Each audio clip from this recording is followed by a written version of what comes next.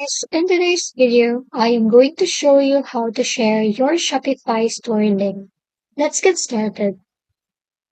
First, log into your Shopify app store. Then once in your dashboard, here you can finish off setting up your store if you haven't. Now, go to Settings, scroll down, and look for Domain.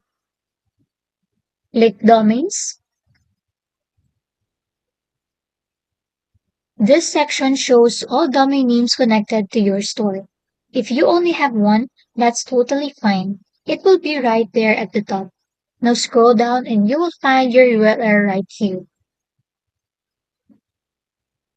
Click on it, then highlight and copy your URL store. And that's it. Your store link is ready to be shared anywhere you like. Instagram bio, Facebook post, emails are sent directly to customers and friends. Keeping this link handy makes it super easy to drive traffic to your shop.